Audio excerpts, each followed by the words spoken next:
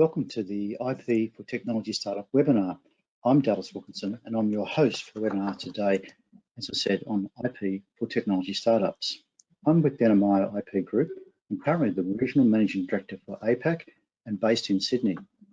DENNEMEYER is a global IP company that has four main platforms: an IP maintenance service business, helping clients maintain their IP; software to manage their IP from searching and monitoring IP to databases that help them manage their IP. We have a consulting platform to allow clients to create value and deliver outstanding value from their IP portfolios. An IP firm as well, an attorney firm that creates and manages the attorney aspects of IP. So in summary, we provide a unique solution to clients for all their IP needs. In APAC, we have businesses across most of the APAC countries: India, China, Taiwan, Singapore, Japan, Australia, and New Zealand, to name some. I joined DENNEMEYER about 3 years ago after almost 30 years in the mining services industry, and I'm currently the Deputy Chair of the Mining Industry Association, a METS association called AustMine, as well as co-chair of the International Licensing Executive Society's Chemical, Energy, Environment and Materials Committee. I'm actively involved in coaching and mentoring people and organisations, predominantly in the startup phase of their business. So as I mentioned, today we're talking about technology startups. Some insights over the last 6 months or 12 months we've been working on in DENNEMEYER IP Analytics Group has highlighted that a lot of startups during COVID have failed. They've failed because they couldn't quickly move and adapt to the changes, while others have pivoted quickly and done extremely well. Some of them have realised growth way beyond their plans and become what's called the famed unicorn status. That is, companies that are over $1 billion in revenue and privately owned. And to make it even more important to the APAC region, 33% of the unicorns are actually housed in the APAC region, 50% in the US and 11% in Europe. Other trends we've noticed over the last year have been B2C businesses with direct connections to customers and sustainable, robust technologies have done very well. Our studies have seen most startups growing in areas including e-commerce, fintech area, software as a service, supply chain logistics, and often these companies have artificial intelligence and machine learning component to them. A key behaviour of a successful startup is they can react quickly, more quickly than the traditional occupants of that particular industry sector. They display agile and flexible behaviour and move rapidly to capture new markets. During COVID, we've seen a lot of challenges with supply chains, and that's been localised in the countries where their companies are. And so by localising your supply chain in the country, that's given major opportunity to new startup companies being created. In today's webinar, we're going to look at the importance of IP for the technology startup world and take it from the perspective of two startup companies, an investor, and an experienced industry consultant. We'll see the importance of relevance, creation, strategy and management of IP, and finish with monetization of IP and how these factors directly impact the success of a startup. Our speakers today are Justin Bain from 3ME, Jonathan Kelly from Mason Advisory, and Kit Agarwal from Grey Orange, and Parag Thakra from DENNEMEYER. Now I'll just ask the panel to introduce themselves to the audience. Justin, would you mind going first, please? Thank you, Dallas. Great to see you again. Justin Bain here, Chief Executive Officer of 3ME Technology. My background was as a Royal Military College Duntroon officer. I retired from the military in 2018 to fulfil the role of CEO. My foundations in the military were as a signals officer, communications, information systems, electronic warfare, and later in executive and specialist roles. I was attracted to 3ME by the challenge and opportunity to make an impact in the energy revolution, recognising the powerful benefits and strong business case in the mining, defence and other adjacent markets. 3ME Technology's vision is to create clean tech for the highest, deepest and toughest applications, and we're powering our partners to operate safer, smarter and more sustainably. Key focus at the moment is our Blade Vault battery technology, which is a scalable, modular, very safe battery system that's replacing diesel engines in underground mines. Thanks, Dallas. Great, thanks, Justin. And I also want to emphasise that Justin's company, 3ME, have just recently been awarded the Australian Financial Review's Most Innovative Company of 2021 for the Mining, Agriculture and Utilities section, In addition to that, Justin's just had a round of funding closing for some $21 million to help support their growth for the future. So a fantastic position to be talking to today, Justin, from that position. So thank you very much again for joining us today. Thanks, Dallas. Next we'll move to Ankit Arval. Ankit, could you describe your role in Grey Orange, please? Hello, everyone. Good morning and good afternoon, good evening to the people. My current role is with Grey Orange. I'm a senior manager there. I'm leading the intellectual property and product compliance departments at Grey Orange. Just a little bit about Grey Orange. Grey Orange is a global supply chain and automation player. We build robots to automate the warehouses and fulfillment centers. My background, I'm an electrical engineer with over a decade experience in technological and risk domains. I started my career with investment banking in the technological risk domain. Then I'm working, I'm working with IP companies, setting up their IP departments. I worked with a couple of startups in India. Some of them are unicorn now, Delivery, and Grey Orange is another startup. I also worked with a couple of conglomerates like Adani and helped set up their IP department and R&D divisions. I have had rich experiences in working with different kinds of companies, and I would say I have been lucky to get the opportunity to face all kinds of environments and setting up different kinds of scenarios for different kinds of companies. The best, I would say, experience has been with the Grey Orange, where we have scaled the business from a startup based out of India to a multinational company where we operate out of 5 continents, and we have major business in the US now. And IP being the major focus for product companies, it's also the major, I would say, strategic focus of the company as of now. So I'll be talking about Grey Orange and its IP focus today. Thank you. Great, thank you, Ankit. Appreciate you being here. Great stuff. Jonathan, could you explain what you do in your company, please? Yeah, sure. Thanks, Dallas, and welcome everybody. So my name's Jonathan Kelly. I'm the principal at Mason Advisory, which is my personal direct investment and advisory firm. And I'm focused on direct investments and growth capital strategy generally for mid-sized growth companies. My background is in private equity. I've spent 20 years in 2 leading firms in Australia and invested six funds across a range of different industries during that time. And across a range of industry sectors, all of which use intellectual property to differentiate themselves to one extent or another. My original background, I was actually an electrical engineer to start with, in biotechnology and medical devices, working for Cochlear in the early part of my career. Thanks for inviting me along today. Great, thanks, Jonathan, for being here, and a very impressive background. Thanks for joining us. And Parag, could you introduce yourself, please? Sure, Dallas. Thank you. Thanks, everyone. My name is Parag Thakre, and presently Managing Director for DENNEMEYER India Private Limited, wherein we are setting up end-to-end services and solutions for Indian and neighboring countries. Right? I'm basically a microelectronics engineer with 2 decades of experience in technology, R&D, product development. I had developed multiple sensing technologies which are productized today and also been patented. I'm also passionate about using IP as a strategic business tool for innovation enablement as well as monetization of the IP, which helps companies to create wealth. So I'm looking forward to a great discussion today. Thanks for the invitation. Great, thanks, Parag, and thanks again for our panel joining us. We've got a great experienced panel now to be able to address our topic on IP for technology startups. The first area we're going to focus on is the relevance of IP. It's the importance of IP for investments and importance of IP for startups and business strategy. So that's the link we're going to have to start with. So first question, Jonathan, how important is IP for making investments? And is there a particular form of IP that is preferred over other forms when making that investment decision?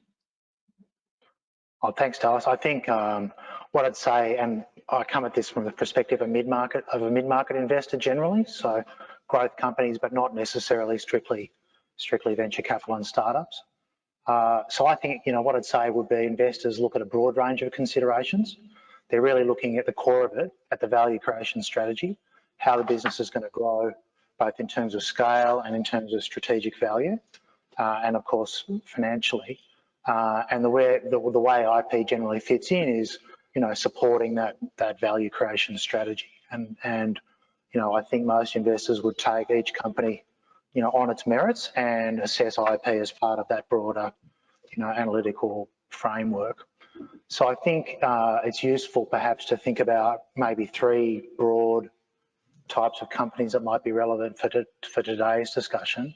And I think there's a slide on that to assist the discussion. So, at one end of the spectrum, you might be evaluating an investment in a technology business or perhaps a biotechnology business. I think, first of all, we always look at the team.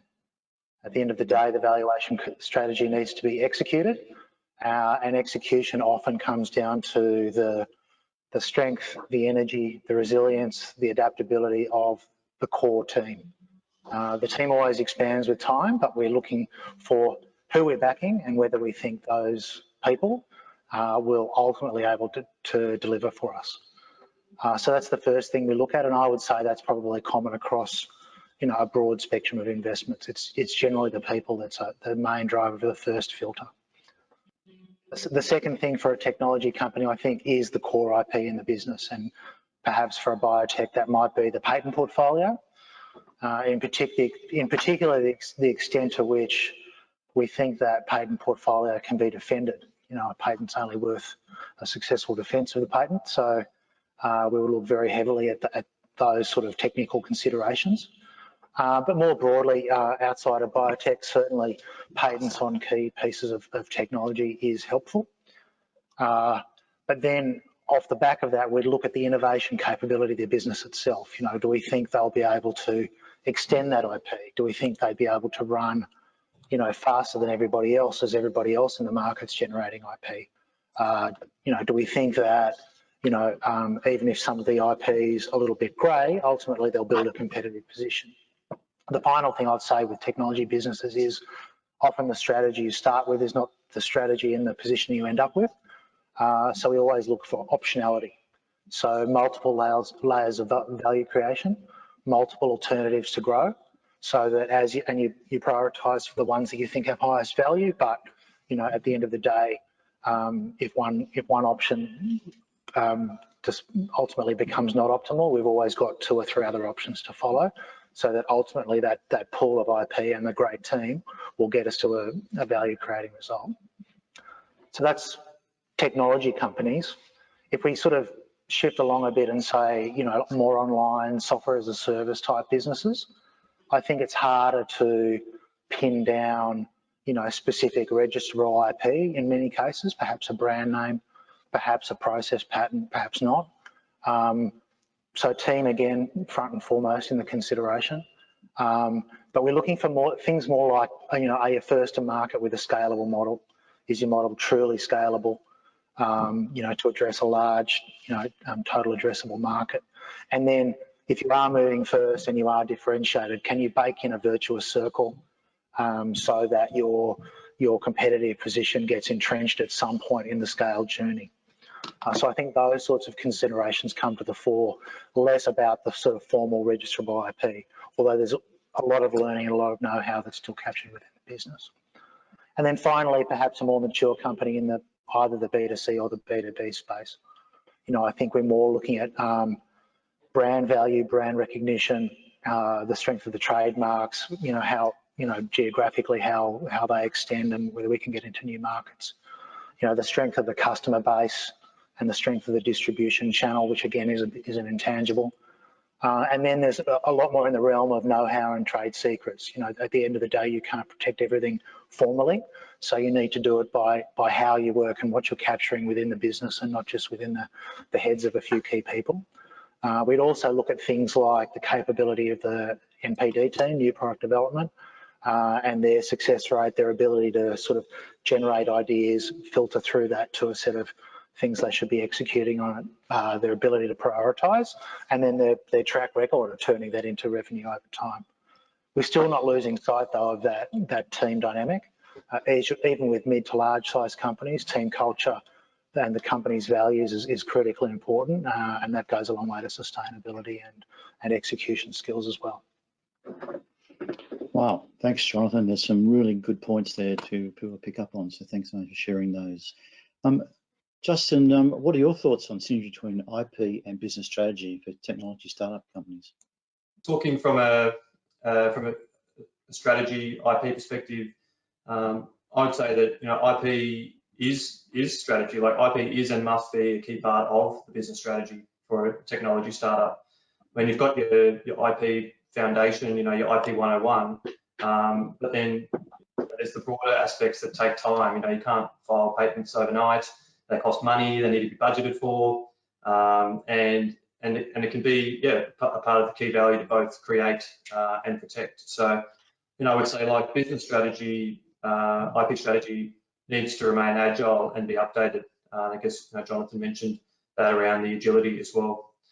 I guess as an example for 3ME, we sought IP commercialization and registration advice early on, and before publication of any aspects and central ideas that underpin the business. We made sure that we had a plan, and I guess the early founders in the business and investors, we did our best to not divulge or publish any key information, including through forums, promotion, marketing, etc. And we put really robust contracts in place, very early on when discussing business plans and ideas with business partners and developing the strategy. So I guess to summarise, we did seek advice, we did follow advice, we did have a plan, and it's certainly glad that we did. Great. Thanks, Justin, for sharing those thoughts on a successful start with 3ME is. Ankit, any comments you'd like to make? Some very good points made by Justin and Jonathan. I think just wanted to emphasize, I think in the early stages of startups, founders don't get much time to focus on IP strategy as such. But I would think that it's core part of the strategy, right? Which they should consider. One of the examples I always take is you sell what you own, right? And in a product company, IP is the only thing which you own. Everything else you can buy from the market, right? So that's the only thing which you generate, and then you can sell in the market, saying that it's developed by you. So I think once you have IP in the core part of your strategy, it changes the game for technological startup. Particularly for startups, I think it's very crucial for the IP teams, or I would say the people looking after IPs in the company. Many of the times they are the founders themselves, right? So if the founders are the inventors in the company, it becomes very easy, right, for the IP teams to just mobilize it. But in the cases where the founders are not the IP generators, I think the founders should align every inventor, every IP team member to work towards this creating the story of their products, right? So if you have a product, it should be covered by every angle to start with before going to the market. Thank you very much, Ankit. I think we can all see now the relevance of IP to a successful technology startup, and in particular the important investment decision of having strong IP, good IP to make your decision. But I think Jonathan's pointed out some really important points about it's the things outside that as well, like the teamwork that's really come to me as a really important point here, and the culture of the company, and that how you add that value creation story together. That's what the important parts here I picked up from this, and obviously a great lot of learning in the IP relevance area. We might now move on to IP creation and different forms of IP. In this area, we're looking at the creation models for startups, and of course the forms of IP that can be used to help increase success of the startup. So, Ankit, the first question to yourself: how do you harvest IP in your organisation? Is it predominantly driven by the founders, or are there other processes in place? Right. So, Dallas, as I said, I think it differs at different stages of the company, right? At the start, I think they are mainly founders in the founding team. In our case, in CreoRange's case, most of the IP was generated by the founding team to start with.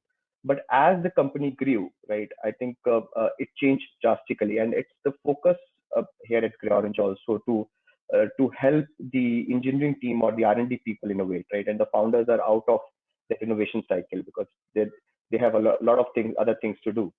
Excellent, Ankit. That's good, and good to see the founders still involved, and then it's moving over to the next generation, which is part of the evolutionary process of a startup, isn't it? Justin, any views from yourself? Yeah, well, I expect it to be very different, depending on the business. And for 3ME Technology, it was focused on a specific product initially, being batteries and batteries as part of an EV system. But I would say now, I guess that was when the company had 3 people in it. Now with coming up to 50, doubling the team over the next 12 months, IP creation it's bottom up, top down. It's through collaboration. It's created through both good strategy and through solving problems and through making mistakes and through persevering through unplanned difficulties. And I'd say also that initially very much product focused, and then but as growing the business, aspects of the manufacturing aspects, other parts of the business start to really become part of the value and the IP. So I think it's important for startups to understand what is IP. How to harness the creation of IP, work out what is worth protecting and what's not, because obviously unlimited budget, limited resources. And for 3ME Technology, I mean, for us it could be a software algorithm or a PCB design, or as mentioned, a new manufacturing process now in the workshop. As Jonathan mentioned, it could be a product name worth trademarking for that recognition and reputation. And I guess as an example, so our blade vault product, we went down the trade secret path for the software, and I guess we did that because we can protect that through encryption, and we're constantly updating that. But we are now looking at a particular, I guess, patentable aspect of one area which an advisor identified, so that's great. And then we went down the patent path for hardware because we figured it's going to be out in the field. Going to be lots of batteries running around. People are going to get their hands on it, and we filed 2 patents in the battery space. But then more broadly, things like the certifications and the know-how and the intangibles of actually getting these products to market as part of systems. All the supply chain, bill of materials, etc. is the more broader part. So yeah, just to summarise, I think you need to be mindful of what value, what IP is, where the value is. And your partners won't. You're the only person that probably value your IP, and it's important to be very clear in contracts and through other mechanisms and protect it. Yeah. So I guess sort of summarising that, then, Justin, do you prefer a blend of both patents and trade secrets to move it forward? If I've got that correct. Yeah, that's what's worked for us. Okay, fantastic. Thank you for sharing that, Justin. And could any view from yourself on the different forms of IP that you create and how you protect your intellectual property? Any preference for forms you might want to take? So I would say if I would rank by the relevance of it, I think, and the impact to the company, I think I would rank trademarks the first. Second, the patents in the terms of the usage of the patents, because patents are your safeguards in the longer run. You can use them as a shield, but trademarks are more sort of a visible things in the organization which you use on day-to-day basis. Great, thanks, Ankit. Very good, insightful as well about the way you apply various different parts of IP protection. Parag, you got a comment you'd like to make on this area? Yeah, sure. So I think I agree with both Justin and Ankit. From my perspective, I think IP awareness is key for IP creation in any startup. IP awareness for the founding team, for the people who join later, that is very, very important. Why, what, and how to protect, right? And what to do and what not to do, both parts of it, right? That is very, very important for IP creation. In fact, we run this IP masterclass, and what we saw is when you view pragmatic insights on the nuances of IP, both the quality and quantity of IP increases, either in a small startup or in a bigger SME or bigger corporates. So IP awareness is the key. And on the forms of IP that takes relevance, I think it depends on the industry vertical in which the particular startup is working. Somewhere patents are more important, other places trademarks may be important. It also depends on your business model. It also depends very much on the stage, right? Because IP is mostly a resource intensive exercise. So for example, the very first thing any startup would do is to protect the name as a trademark or get a right domain name in place, right? That is also a form of IP. And then you also follow up with some forms of non-registered IPs like trade secrets, processes, and stuff like that. So I think it's a balancing act, how we evolve in a company. So IP creation and IP, forms of IP goes hand in hand. So those are some of my comments. Great, Parag. Thanks for that. And so to summarise what we've just heard, I think the key message here is the awareness of your IP you're creating as an organisation, that your employees understand they're creating IP, and the source of IP that you create will depend on, of course, the business you're running. But we've heard already today the importance of patents, trade secrets, design, trademarks, and copyright. I think Jonathan brought out earlier the importance of the trademark and the branding part, but we've heard again designs in this section as well as the other forms of IP we just mentioned. Moving on, sort of now tying this into where do we head with our IP strategy and management becomes a really important part now in pulling that IP together and making sure we've got a direction. I mean, you heard earlier Jonathan talking about when you're looking at a company to invest, you want to also look at their IP for the future, where they're going in case that one area gets taken very quick by competitors. So you want to move somewhere else, be very agile. And so IP strategy then is a very critical part for startups to think about. So Parag, how do you strategize IP in a highly resource constrained, dynamic and fast startup world? What's your thoughts around that? Right, so taking a step back, right? So IP assets, as we discussed, is a very important economic assets in today's knowledge-based economy. There was a recent survey where it was found that 80% of the company value actually comes from intangible assets, right? And out of that intangible assets, IP is a key form. So hence, we can't stress more on why IP is important for the startups. And it becomes more important as the startups grow. In fact, most of the IP issues crop up during the exit stage, when there is a mergers or acquisition or there is IPO going on, right? So IP is not only useful for growth, it is also useful for minimizing risk. So having said that, how do you create an IP strategy, right? So one is IP strategy is never in isolation. It is always aligned with the business strategy, as the co-panelist also said a few minutes back, right? So it has to be always aligned with what the business wants to achieve, what is the business model, what is the relevance of IP in the bigger context. That is the very first thing. The KPIs for IP strategy comes from there, right? The second thing is the self-awareness of the organization. So does the company understand what is the inventory of IP assets, right? What is the inventory today and what could be a future pipeline? When we talk about IP assets, it's not just registered form of IP, not just patents, copyrights, trademarks. It is many things to do with also non-registered forms of IP.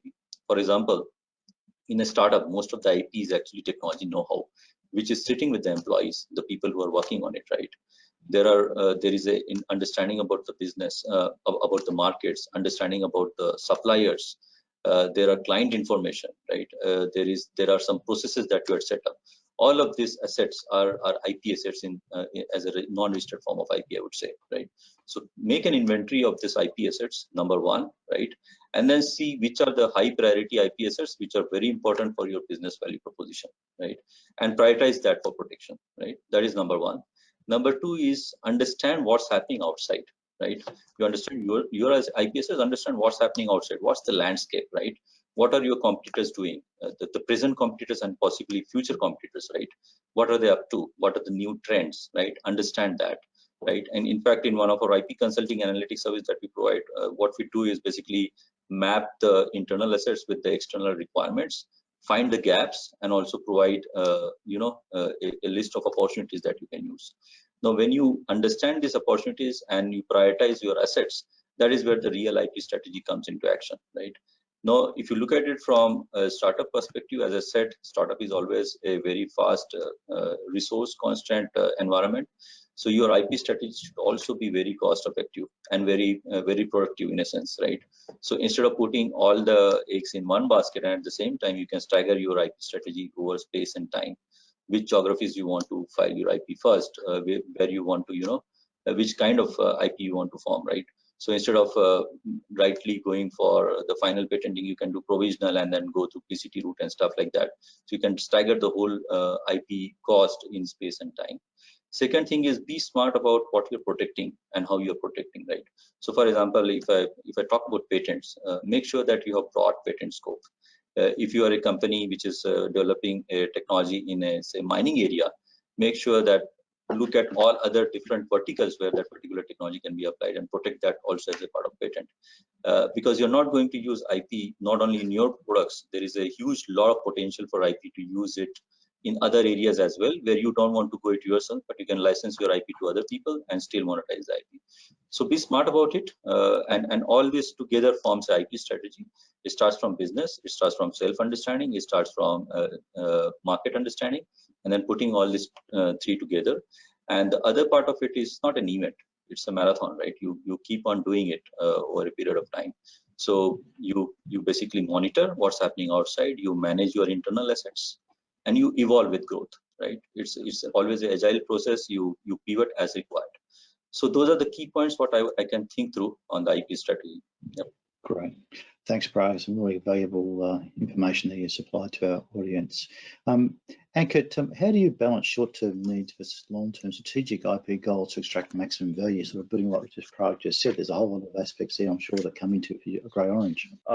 So in short term, I would say having a clear-cut view in the organization, what needs to be done to protect your IP is very important, right? What to disclose to your partners, to maybe the manufacturers you use. So if you are into hardware business, you don't want to give all the designs to a single manufacturer. If you are partnering to the manufacturers, you have proper NDAs in place. In US, you have specialized agreements to even which even the employees sign, right? Various regions have various specific IP agreements. You should get the IP agreement signed before you start the work, right? The assignments are very important, right? So if you are outsourcing your work, you get the assignments done in place, right?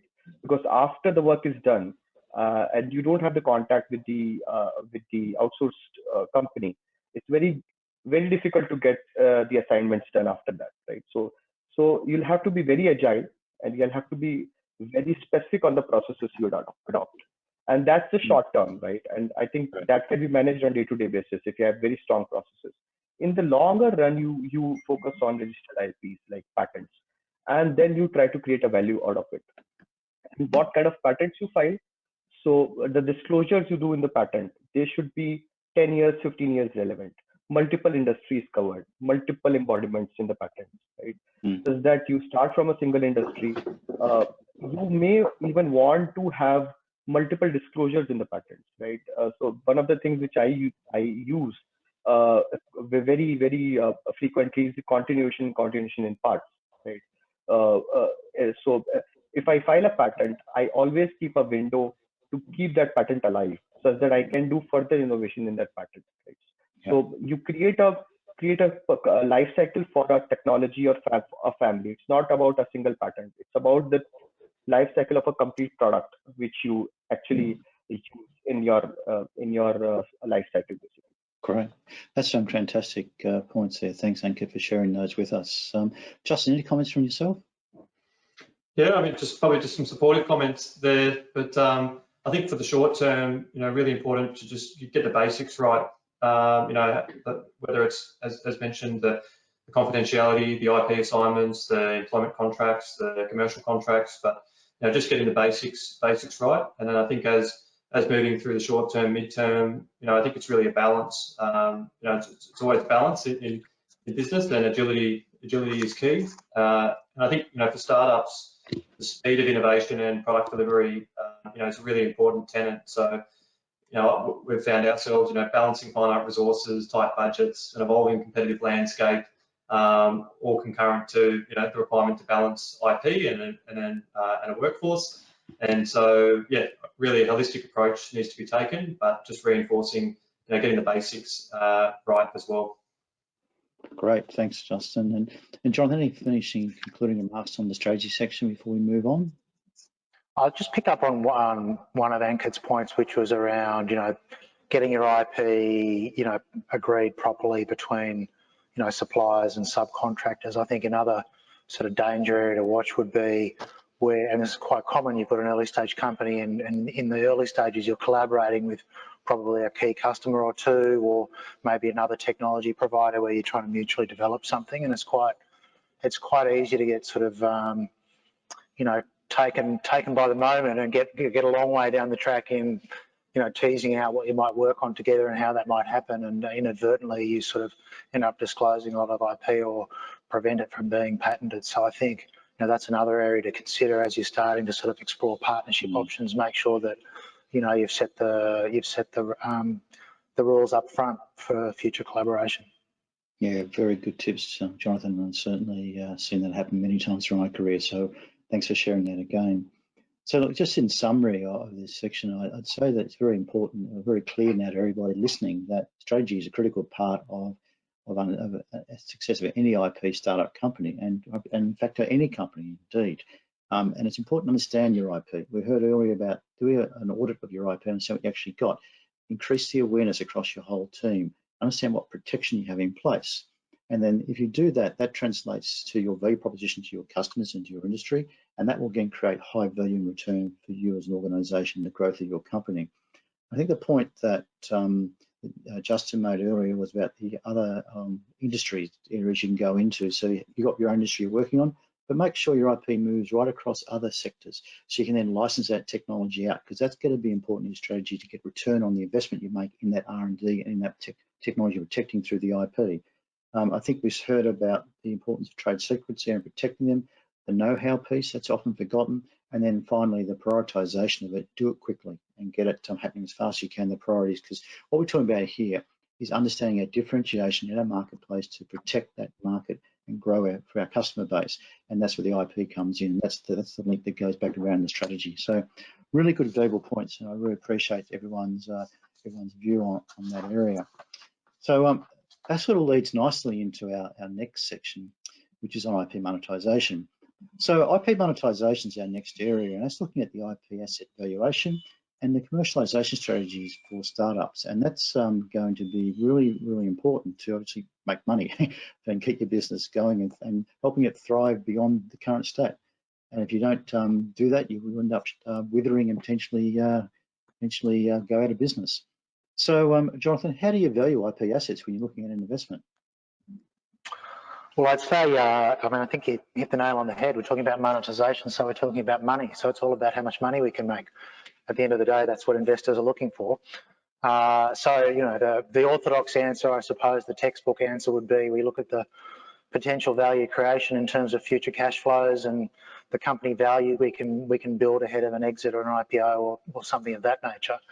But devolving it down from there, I think it depends on the sort of the nature of the business. I think at one end of the spectrum, if we're looking at a biotech or a pharma company, this can often be a highly analytical piece of work. A lot of work done on how the product, the end product, should it be successful, how big the market opportunity is, what the sort of 20, 30-year cash flows could be from a successful product. And the value of the options. So, there's some pretty formal analytical work you can do about how valuable an option is and quite often that work gets done as part of the assessment. It'd be similar to in a mining company, you're looking at the resource definition. You sort of look at the value of that resource in terms of, how many years of life it has and the optionality around different ways to develop that ore body. It's a very similar discipline. So that's a very sort of, very technical, very deep dive, NPV-based analysis of the cash flows and the value of the options. If it's a more mature company, and I think we've discussed how IP is certainly still critical, I think it comes down to how IP feeds into the supportability of the business plan. So, the investor's looking at how what's the best plan to realise value, the most value, and is that an executable plan? And if a company has strong IP portfolio, and is an effective user of its intellectual property base, then there's a lot more confidence in, a higher rate of growth for the company and a more valuable strategic positioning over time, and then that feeds into the valuation of the business. So sort of the value of the IP is part and parcel, I guess, of the valuation of the company. So it comes down to, how supportable the expected returns are, how much of the growth, how much of the upside story I can sign off during the due diligence period and really get comfortable with, to take to my investors and my board and say, this is a plan we should be backing. Great, thanks, Jonathan. I particularly like the 20, 30-year horizon you're talking about there. That's going to certainly be challenging for many organisations. What I'd say there is even if an investment is not a 20-year investment, at some point you're going to be looking to license that technology, and the person you're going to license that to is going to be doing that math. Or even if you're looking to, perhaps you're in an investment for 5 to 7 years, the next person's going to have a 5 to 7 to 10 to 20-year outlook, and so you need to be conscious of that longer term. Yeah, great points. Thanks, Jonathan. Parag, you have some comments around that point? Yeah, I would just extend from what Jonathan said, right? So a couple of points. One is IP valuation. It's never an isolated exercise. There has to be a business context, right? Without a business context, you can't value IP. That is number one. Number two, mostly you do not value single IP or a couple of IPs. It has to be a portfolio that you value, right? Unless until you're going for a pure infringement or enforcement kind of analysis where there is a single patent which you can enforce on others, right? So those are two things. And technically looking at the approaches of valuation, there are a couple of approaches, like the most one which is used is the income approach, where you look at what is the potential income that a particular IP can generate, right? You basically go use discounted cash flow method to understand the present value of the asset. There are certain nuances there as well, because if you have a very innovative technology going into a new products and new markets, how do you, what are the assumptions that you should put in to find out what income that particular asset can generate, right? The second approach is a market approach, where you look at similar kinds of assets, how they were monetized in the market, at what value, right? Again, most of the IP transactions are not published, so getting that data is always a challenge, right? Practically, I think you use a combination of income and market approach, wherein you understand, okay, what's the value of these assets in the market, and then what it can bring to the customer or the target who's planning to get your IP, right? The third approach, which is mostly not used, is a cost approach, where you just look at what is the cost, hidden as well as known cost of generating the IP. But I would say that's the baseline. If you have spent certain amount of money creating the IP asset, you should always aim for getting more than that. Then only there is a ROI, right? So those are the three approaches which are generally used in the industry. Yeah. And that kind of then builds into the pathways which you monetize IP, doesn't it? Yep. So they will feed into that. So comments about the pathways to monetize IP, Parag? Yes, definitely. So as we discussed, right? So the end goal of any IP is to generate cash and wealth for the company, right? The first and foremost way by which most of the companies and startups actually tend to monetize IP is by using it in their own products, right? Organically. So what do you get? You basically get freedom to operate of your products in a particular geography. And it also reduces risk for you, someone coming behind you for infringement. At the same time, you increase the barrier for your competition, right? So all these three aspects actually create monetary value in some form or the other, right? So that's the organic way by which you monetize your IP. But there are many other inorganic ways where you can actually use IP and create new business models. The most one which is used is licensing model, where you actually take your IP and give either exclusive or non-exclusive licenses to other people. There are different reasons by which you do that. One is when you do not have the capability to go to the market because you don't want to, create the supply chain or the manufacturing and all that. In that sense, you can actually create IP and give it to other partners to take it to the market. And there are companies which are flourished like that. For example, if you look at Dolby, right? Dolby uses that model, right? Even though they have a lot of market presence, but they are not the ones which are manufacturing it. Similarly, a lot of semiconductor design companies, right? They do not go to the market actually creating chips by themselves. They create designs on computers and give it to the other people who can actually convert it into semiconductor, products, right? So that's the licensing model. And again, there are multiple ways you can do exclusive, non-exclusive. And then again, how you actually create cash. You can do upfront payment, royalties, milestone-based payments. There are many innovative ways by which you can build those, business models by licensing, right? In licensing itself, there is something known as forced licensing, when you see that the other party is actually infringing on your patent, rather than going the litigation path, which most of the startups do not take because it's a very time intensive as well as resource intensive exercise. You can actually go to the party, say that, hey, this is the patent that you're infringing. This is the proof for that. instead of litigation path, let's sit on the table and you license it on these terms and conditions, right? I call it as an enforced licensing, different from normal licensing. The other piece is obviously the sale of patents.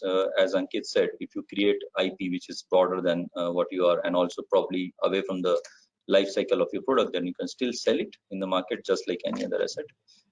Again, it's not a very straightforward because there is no marketplace as such, a very good marketplace where you can just go and sell. You generally go through brokers or through your network. Other part which is evolving today is a cross-licensing model, and this will become more and more important as we go forward because of the ecosystem play of most of the technologies, right? So technologies today, if you are looking at from say software side or cyber physical system side, there is no one company which can actually control the whole value chain, right? There are multiple companies which come together to create a piece of system, and you have to, there has to be take and give of IP, right? So cross licensing is evolving more and more. It is evolving where one company has one set of IP, another company has another set of IP which is complementary to the other company. Then you come together and you do cross licensing, right? And this is evolving more so because of interoperability issues and stuff like that. And in cross licensing itself, there are multiple ways which people are doing, and it's evolving again. So for example, there are patent pools. Instead of cross licensing between one company and another company, many companies come together, create a pool of patents, and then use that as a cross licensing tool, right? Similarly, there are standard essential patents where you actually create a standard for interoperability. Again, one company can't create a standard, so many companies come together and they create this standard essential patent pools. Another thing which you can monetize is data monetization, which is evolving, because as you know, right, data is the new oil, right? So you can monetize data as well as you can monetize machine learning models which are coming out of data, right? And the marketplaces for those are evolving. So, but those are like really complex models which are coming up. But the key message what I want to say is you can use it organically, monetizing your IP in your own products. You can use it inorganically by using it actually as a economic value asset, and use multiple business models to monetize it outside of your company. Yeah. Great, Parag, thanks for sharing that. And I've recently also seen the licensing route being done a little bit differently by doing it royalty free to establish industry standard. So everyone uses your IP, and then that can create then more value for the organisation. It's quite an unusual way of thinking about monetizing IP, but giving it away free to actually get more an industry that actually works off all your other technology could be very valuable for startups, particularly who are in the disruptive phase of their evolution. Ankit, have you got any comments you'd like to make on the monetization, maybe particularly around IP valuation? A couple of things. Very good points raised by Parag. In my career, I think I have observed different kind of questions coming up from the investors. I think it's the part of due diligence. In the different stages of the company, I have seen different kind of questions. To start with, I've seen the FTOs, whether they were conducted properly or not, whether there are FTO opinions in the markets you're operating. So I think, in my view, the investors and investing community is looking out to minimize their risk as such, the IP risk they are having. So they are not particularly focusing on the value you can create, right? Because you don't have that patent portfolio. You might have 1 or 2 patents or 5 patents maximum as we start with in the startups. So that is more kind of a projection in terms of the valuation. But what real asset you have is the FTO you have done, whether you are free to operate in that market or not, right? So that's the most important question I've faced. And in the later stages, that converts to the number of patents, maybe the portfolio size you have. And at a very later stage, it converts to the value itself, right? So the exact value you are driving. So I think that changes with the size of the company and the impact it is creating. Thank you for those views. Justin, finally, anything you'd like to add from your experience in 3ME? Well, I think I'm probably doing more listening than talking today. It's just such fantastic advice than actually just taking some notes here and strategizing on the fly. But yeah, nothing further to add there. Just to reinforce that such valid and important points for startup scale-ups and businesses at any stage. And obviously monetisation is important. 3ME having gone through that recent round of investment, and it's very important to have the investors actually seeing the money flow after they make the investment. So yeah, thanks for sharing those comments. And it comes back to our strategy, doesn't it? Monetisation is very key linked to the strategy. And I think Jonathan's raised a couple of really good points today, sort of in summary around keep the long term in mind. So monetise with long term in mind, but look for the short term gains as you go through. And look at that return on investment, because you're investing to get your R&D and your technology to get your IP. So make sure you're thinking about that return on investment. And I think Parag's comments about the multiple pathways to investment or to monetize IP, it's always got to be top of mind for all organizations. And my strong advice would be try to model each of those pathways, look for the best outcome, not just now, but 5 years, 10 years, and 20, 30 years, as Jonathan pointed out, because then you'll find that you may get different pathways from the short term versus the long term. You've got to work out then when you want to do the next investment or when you want to go to next as part of your strategy. That's a really important part of our strategic discussion. So I think that we're really seeing that the IP valuation is a really important part of monetisation. So keep that on top of your mind. Jonathan, so using an IP lens, what advice would you give to a technology startup to attract the right investor? Well, I think I'm going to controversially duck that to start with, because I think if I can put Justin on the spot, he's just spoken to a whole different range of investors that have all, for what is a very IP-driven company. So I'd actually be interested in Justin's experience about the different types of investors that he spoke to and how they approached, addressing the IP issue. Great, Justin. Yeah, no, absolutely. Yeah. And we saw, I mean, we had engagements with VC, with HiNet, with PE, and a whole range of different investors that placed, I guess, different value on different parts of IP, or lower value on IP, more on order book, more on IP, less on order book, more on team, less on IP, the mix. And I would say that, I guess the bottom line for me was really, just do what's best for the business. And if you focus on doing what's best for the business and promote the value of the business, in the best possible way, then you'll find the right investor who places value on the business. But yeah, we also, I guess, used it as a fantastic learning experience as well, going out and engaging a lot of the potential investors, and it was very interesting. We've got obviously a very hardware-focused business, but then also the software side with our battery systems operations center, and saw one potential investor that really saw huge value in the potential of our SaaS model. Others in the data we're creating of the battery systems. Others in the hardware and the ability to license that out to other parties to support scale up. So it was, I guess I could say, almost a free consulting opportunity as well to go out and speak to everyone, and yeah, we I guess got a good result in the end with the right parties that have seen that holistic approach to the value of our company. I think there's two good points there. The first is that you ultimately decided that you had to take the leadership actually, and figure out what was best for the business and head in that direction. Not that you weren't listening. But I think that's important. Investors like to see a company that has thought it through and is taking a leadership position and advocates for their strategy. The other thing I'd say that was important is I agree that process where you spoke to multiple parties, it's not actually often that you get a bit of a captive audience from the outside to give you all these sort of unvarnished views. You can't talk to competitors. There's probably a limit to how much you can talk to customers. You obviously want to hear a lot from your customers, but you can't show them everything. So, it's a really good opportunity to get the superset of thoughts and help that inform your strategy. So I think there's two really good points there. The only thing I'd add is really just, particularly for technology-led companies, an explicit capability to identify, protect, and manage the IP. I think you mentioned it before, Justin, about what is IP, and we should be on the lookout for that. And I think, Parag, you mentioned different strategies for different forms of IP, and anchored at different points in the company's development.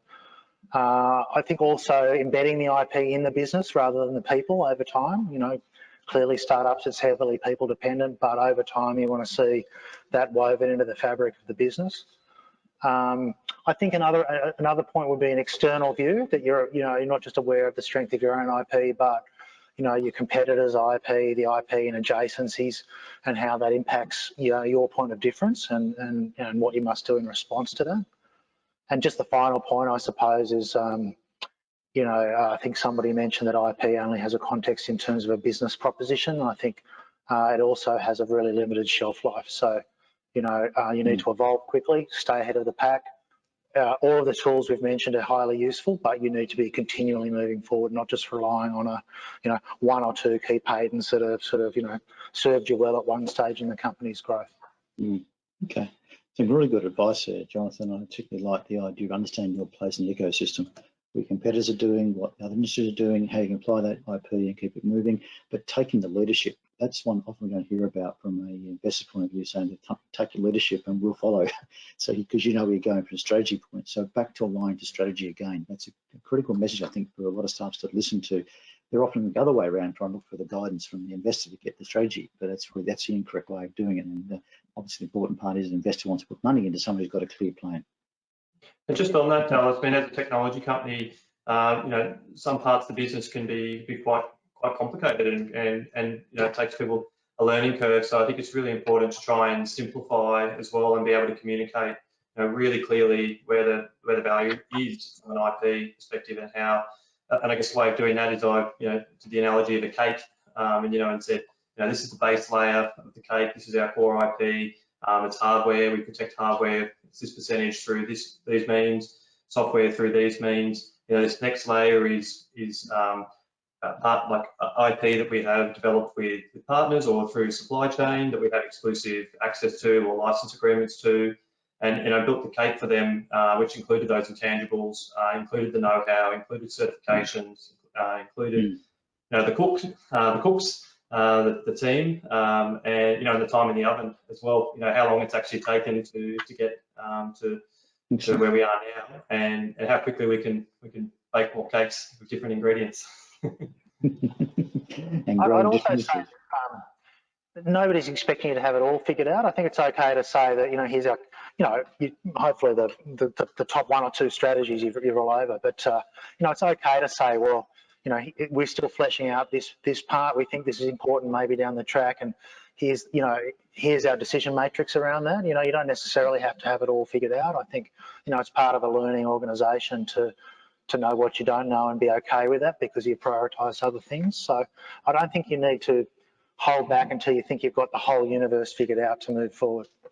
Yeah, absolutely. Jonathan, I'd support that through saying as well that I think for investors it's really important to see that the team is open to advice, and if people are saying, well, have you considered this?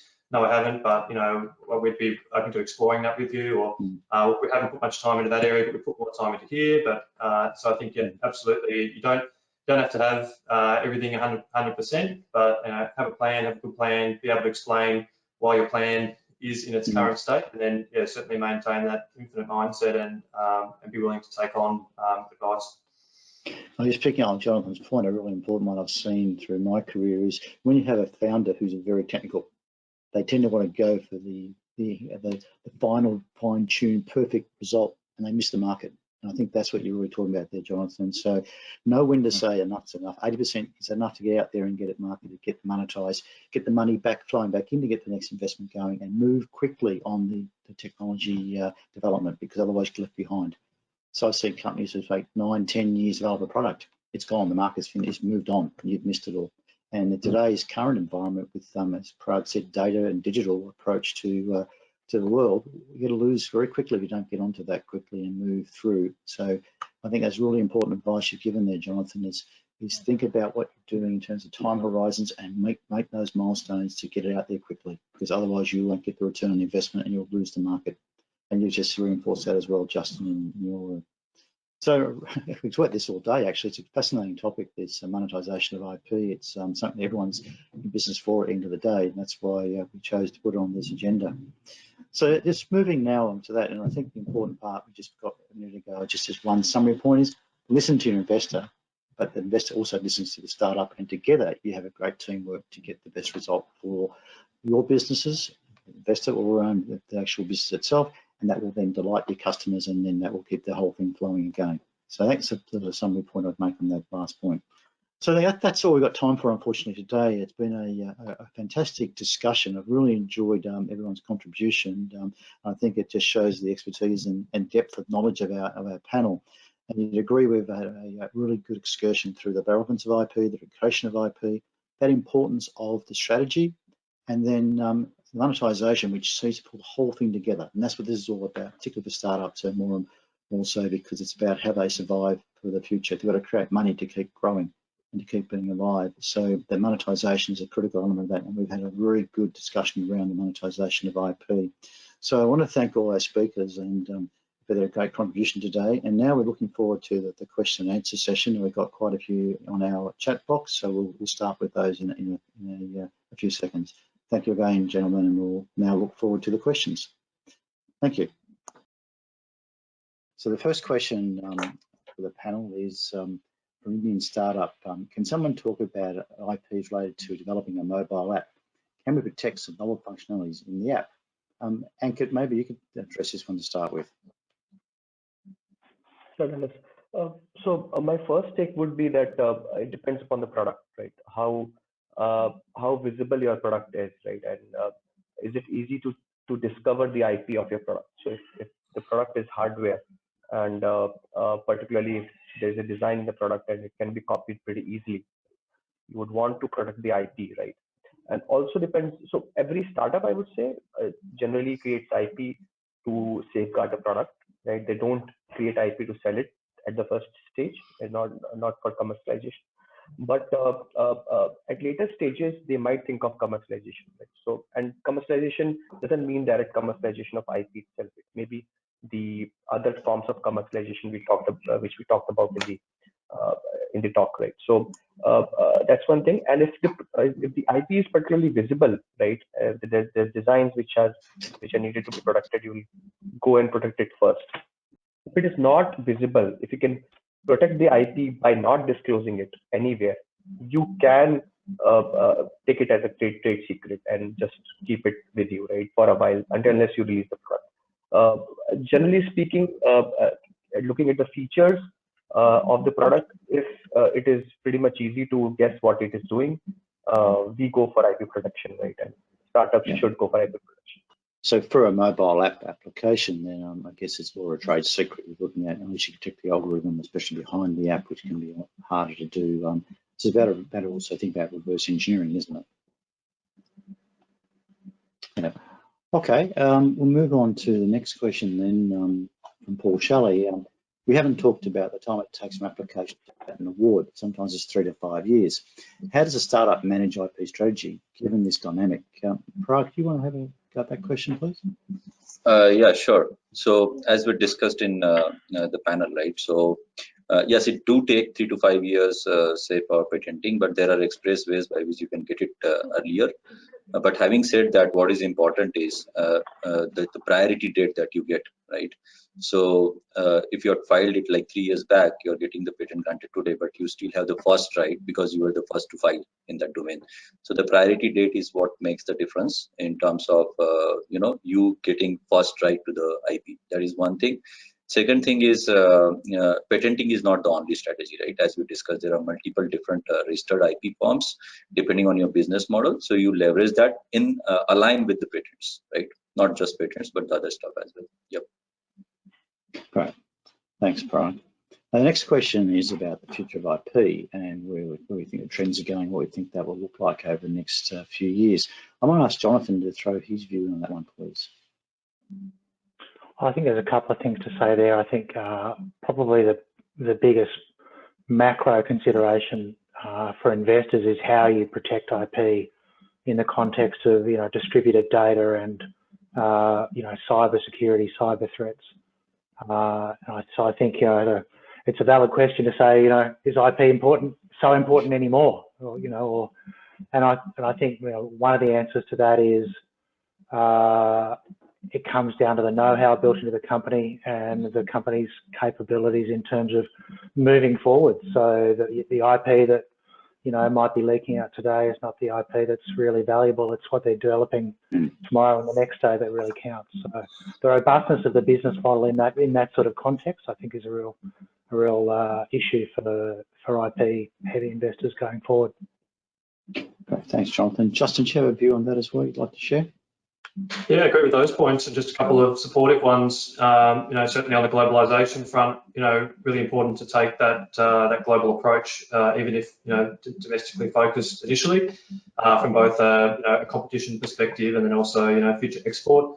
Certainly cybersecurity. Yeah, can't agree more with that one, and important to consider. And then, yeah, the technology revolution. I mean, speed of innovation and being able to continue to iterate and remain ahead of the pack.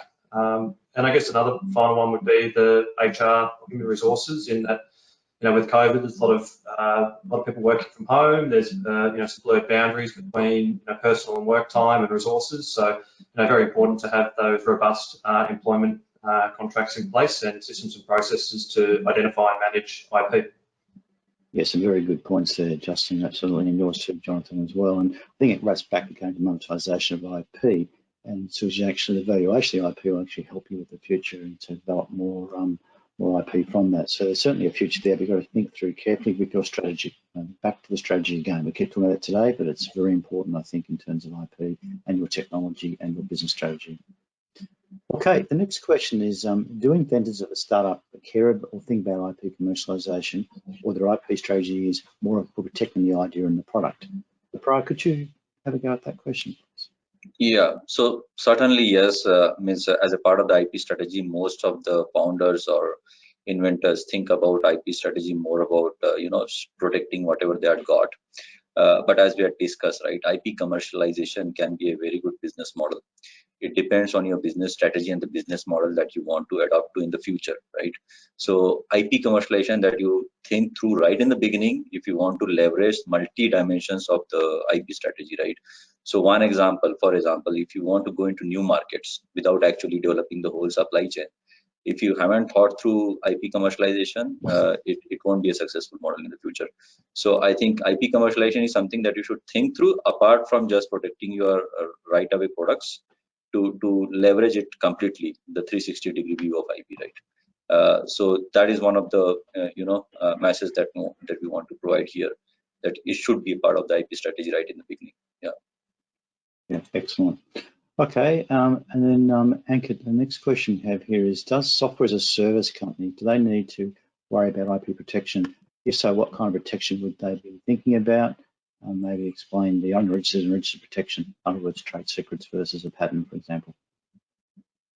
They definitely should, right? And it's not only about hosting your software somewhere, right? It's about the methods which you have invented.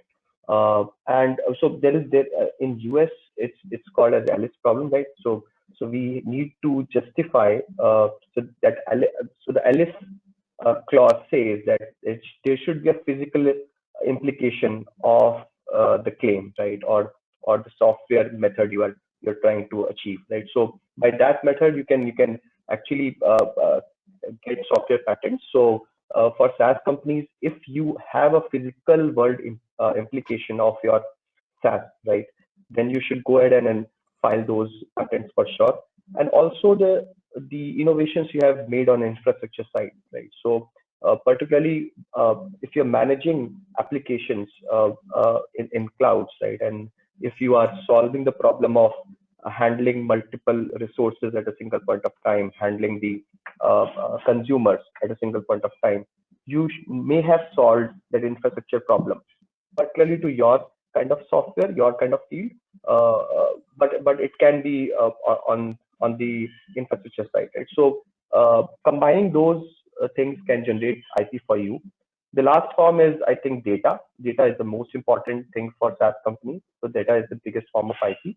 Right? So you should try to protect your data. You should not expose it. You should encapsulate it.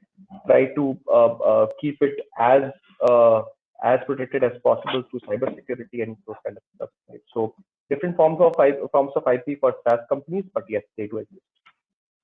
Great, thank you. Yeah, Parag? Dallas, if I can add to that, because many companies, specifically in India, are SaaS companies which are going for IPOs, and that's a very burning question which most of the SaaS companies would be looking for. So I completely agree with Ankit. So one is how do you protect the IP in SaaS companies, right? One is the algorithm or the technology per se. Now, algorithm patenting is not allowed in most of the jurisdiction, but you can be smart about it.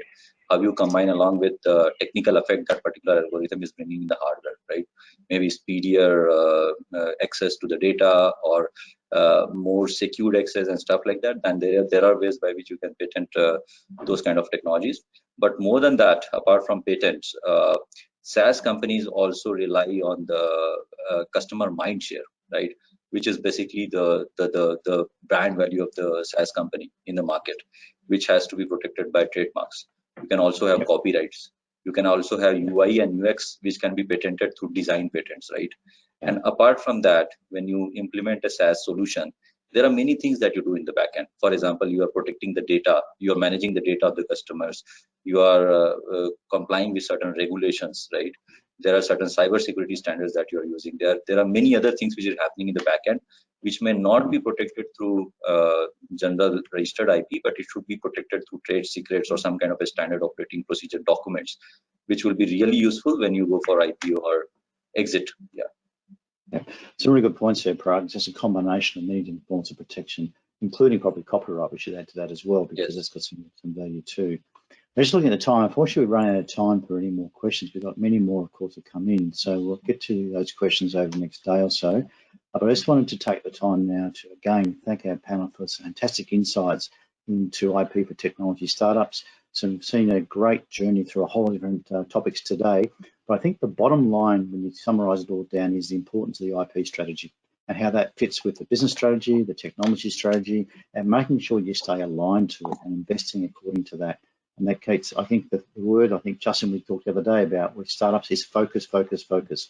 Focus on what you're trying to do, deliver something to be able to get the money back to keep reinvesting and deliver again. So strategy and focus come two pretty important parts for IP for technology startups. So keep thinking that top of mind, and you'll go well. Hopefully you'll create your startup into a unicorn, and you'll be very happy and then generating more startups. So again, I'd just like to say thank you all for the audience for turning up today, listening to our webinar. We've certainly enjoyed presenting it to you. We've enjoyed the questions coming in, and sorry again we didn't get all the questions. There's some fantastic questions there. Thank you again, and I just leave the words of saying good luck with your startup journey. Keep the focus on the technology, and remember the IP will help protect you, but it's also about the whole overall strategy as well. So thank you all again, and we look forward to our next webinar together. And have a great afternoon, evening, morning. Bye for now. Thanks. Thank you.